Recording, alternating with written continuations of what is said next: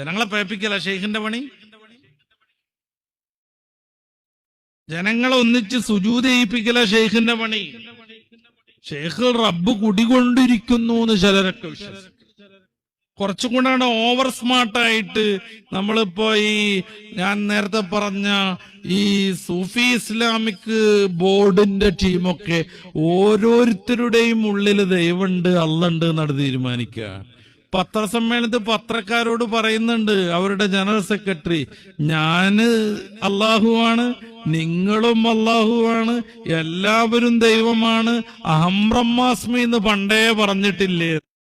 ഞാൻ തന്നെയാണ് ദൈവം. അതാണ് തത്വമസി എന്ന് പറയുന്ന പോലെ.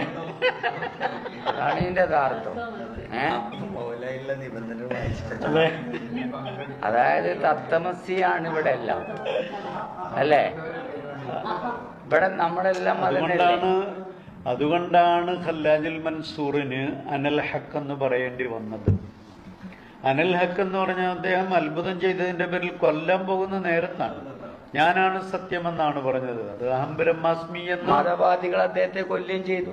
പണ്ട് മുതലേ പറഞ്ഞ വാക്കുകളാണ്. അഹം ബ്രഹ്മാസ്മി എന്ന് പണ്ടേ പറഞ്ഞതാണ്. നൂറ്റാണ്ടുകളുടെ പഴക്കമുണ്ടതിന്. അഹം ബ്രഹ്മാസ്മി എന്ന് പണ്ടേ പറഞ്ഞിട്ടില്ലേ എന്ന്. എന്താ അഹം ബ്രഹ്മാസ്മി? ശ്രീശങ്കരൻ പ്രചരിപ്പിച്ച അദ്വൈതത്തിലെ ഏറ്റവും പ്രധാനപ്പെട്ട 3 വേടുകൾ അഹം ബ്രഹ്മാസ്മി, തത്വമസി, ആത്മം ച. ഈ കാണുന്നതെല്ലാം ദൈവമാണെന്ന സങ്കല്പമാണ് ശ്രീശങ്കരന്റെ അദ്വൈതം.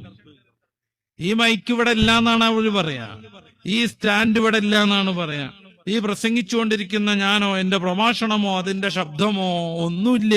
ഇത് കേട്ടുകൊണ്ടിരിക്കുന്ന നിങ്ങളുമില്ല. ജഗത് മിഥ്യ, ബ്രഹ്മസത്യം, ജീവേ ബ്രഹ്മൈവനാപര. അദ്വൈതത്തിന്റെ ഏറ്റവും പ്രധാനപ്പെട്ട ഒരു സിദ്ധാന്തം ബ്രഹ്മസത്യം. പരബ്രഹ്മമാകുന്ന ദൈവം മാത്രമേ സത്യമുള്ളൂ. ജഗത് മിഥ്യ, നമ്മൾ ഈ കാണുന്ന പ്രപഞ്ചം മൊത്തം മായയാണ്, മിഥ്യയാണ്, ഉണ്ടെന്ന് അജ്ഞാനം കൊണ്ട് നമുക്ക് തോന്നുന്നതാണ്. ജീവൈഹി, നമ്മുടെയൊക്കെ ഉള്ളിലുള്ള ജീവാത്മാവ്, റൂഹ്, ബ്രഹ്മൈവ, അത് ബ്രഹ്മം തന്നെയാണ്, നാപര, മറ്റൊന്നല്ല. ഇത് ശ്രീശങ്കരൻ പ്രചരിപ്പിച്ച അദ്ദേഹത്തിന്റെ ഗുരുവിന്റെ ഗുരുവാകുന്ന നാരായണ മഹർഷി സ്ഥാപിച്ച ഒരു ആദർശമാണ്. ഒട്ടുമിക്ക സൂഫി പ്രസ്ഥാനക്കാരും ഈ ഒരു ആദർശത്തിൽ ആകൃഷ്ടരാകും. എന്നിട്ട് പറയാം ഞാനും ദൈവമാണ്. പത്രക്കാരോട് പറയാൻ നീയും ദൈവമാണ്, ഞാനും അള്ളാഹുവാണ്, നീയും അള്ളാഹുവാണ്. പരിശുദ്ധ ഇസ്ലാമിൽ ഒരു ചെറിയ വാക്കുകൊണ്ട് ഇത് ന്യായീകരിക്കാൻ ആർക്കെങ്കിലും സാധ്യമാണോ? ആണോ? എന്താണ് പടച്ച റബ്ബ് ഖുർആനിലൂടെ പറയുന്നത്? സൂറത്തു അൽ ബഖറയുടെ 255 വചനം, സയ്യിദുല്ലായ ആയത്തുൽ കുർസി, അല്ലാഹു ലാ ഇലാഹ ഇല്ലാ ഹുവൽ ഹയ്യുൽ ഖയ്യൂം. അവനാണ് അല്ലാഹു. ലാ തഖുദുഹു സിനത്തും വലാ നൗം. അള്ളാഹുവിന് ഇങ്ങനത്തെ ക്ഷീണം കാര്യങ്ങളൊന്നും ഉണ്ടാവില്ല. അള്ളാഹുവിന് കൃത്യമായ സിഫത്തുകളുണ്ട്. അവൻ കേൾക്കുന്നവനാണ്, കാണുന്നവനാണ്, മഹാശക്തനാണ്, മുരീദാണ്. അള്ളാഹു ഹയ്യാണ്, ഖദീമാണ്, ബാഖിയാണ്. ഇതൊന്നുമില്ലാത്ത നിർഗുണ ചൈതന്യം എന്ന് പറയുന്ന ഒരാത്മാവ് എന്ന് പറയുന്ന നിർഗുണ ചൈതന്യം, ഒരു സിഫത്തുമില്ലാത്തൊരു ചൈതന്യം, അതാണ് അദ്വൈതം മുന്നോട്ട് വെക്കുന്ന ദൈവം. ഈ ദൈവസങ്കല്പത്തെ കട്ടെടുത്തിട്ട് സനാതനധർമ്മത്തോടൊപ്പം നിലനിൽക്കലാണ് ഞങ്ങളുടെ ദൗത്യം എന്നും പറഞ്ഞിട്ട് സർവ മനുഷ്യരെയും പഴപ്പിക്കാൻ വേണ്ടി അള്ളാഹുവിൽ നിന്നുള്ള വിശ്വാസത്തിൽ നിന്ന് പച്ച കുഫ്രിയത്തിലേക്ക് കൊണ്ടുപോവുക. പേരെന്ത്? സൂഫി ഇസ്ലാമിക് ബോർഡ് ഓഫ് ഇന്ത്യ. നമ്മളൊന്നും പറയണ്ടേ? നമ്മളിതേ കുറിച്ച് ഒന്നും പറയണ്ടേ? കേട്ടവർ അങ്ങനെ മിണ്ടാണ്ടിരിക്കലാണോ വേണ്ടത്? എത്ര കുഫ്റുവാദങ്ങൾ, എത്ര കുഫ്റുവാദങ്ങൾ ഇരുന്ന് പറയാം. പ്രസിഡന്റ്, അള്ളാഹുവിന്റെ റസൂൽ വന്നത് ഇസ്ലാം പ്രചരിപ്പിക്കാനൊന്നുമല്ല, സ്നേഹം പ്രചരിപ്പിക്കാനാണ്. ഇസ്ലാം മതം നബിതങ്ങൾ പ്രചരിപ്പിച്ചിട്ടില്ല. നബിതങ്ങൾ പ്രചരിപ്പിച്ചത് സ്നേഹമാണ്. സ്നേഹം മാത്രം, സ്നേഹം മാത്രം, എല്ലാത്തിനെയും സ്നേഹിക്കണം എന്ന് പരിശുദ്ധ ഇസ്ലാം റസൂലും സ്നേഹിക്കാൻ പറഞ്ഞിട്ടുണ്ട്. എന്ന് കരുതിയിട്ട് എന്തിനും സ്നേഹിക്കാലോ?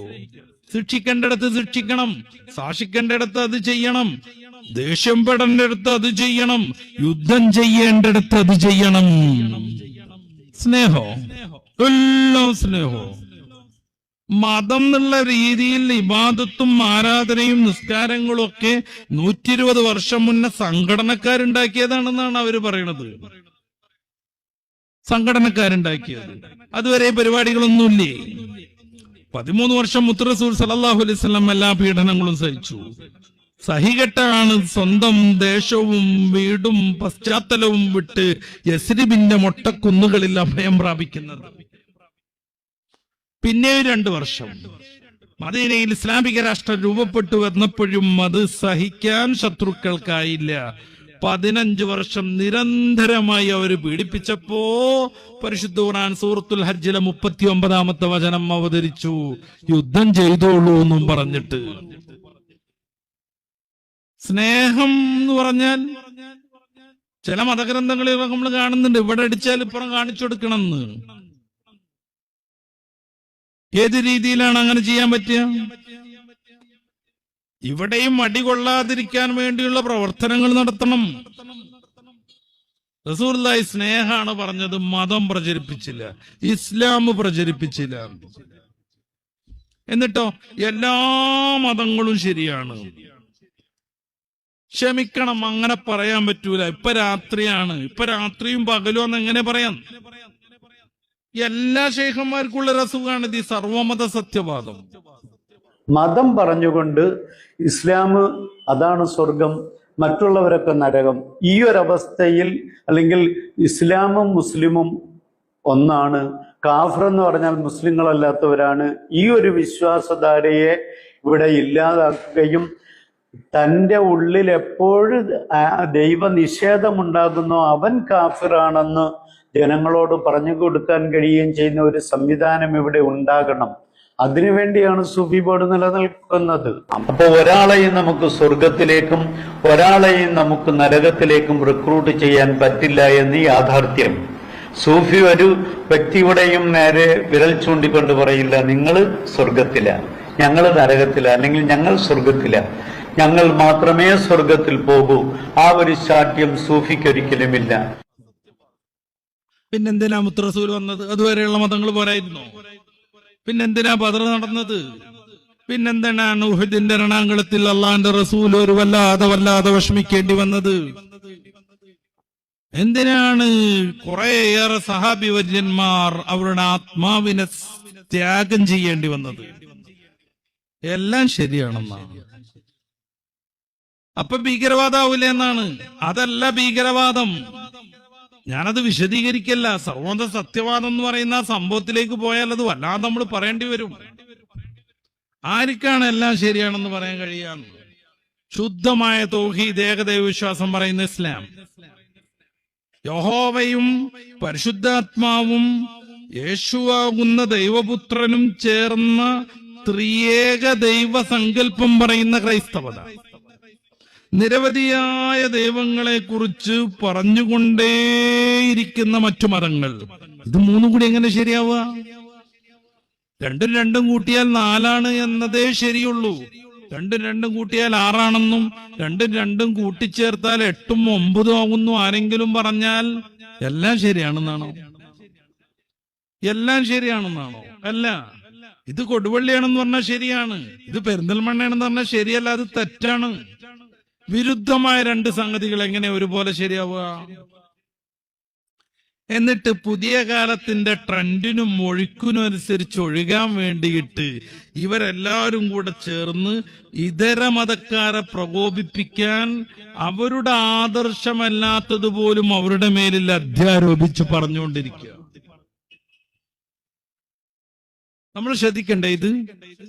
ഞാൻ ഈ പറഞ്ഞ സൂഫിക്കാര് എന്നും പറഞ്ഞ് അവര് പ്രത്യേകമായി ഓഫീസൊക്കെ തുറന്ന് ഇനി എല്ലായിടത്തും ഞങ്ങളിത് അടിച്ചു പൊളിക്കുകയാണെന്ന് പറയുന്ന ആളുകൾ അവരുടെ ഉദ്ഘാടന പ്രസംഗത്തിൽ അവരുടെ ജനറൽ സെക്രട്ടറി പാടി വിശദീകരിച്ച ഒരു ശ്ലോകമുണ്ട്.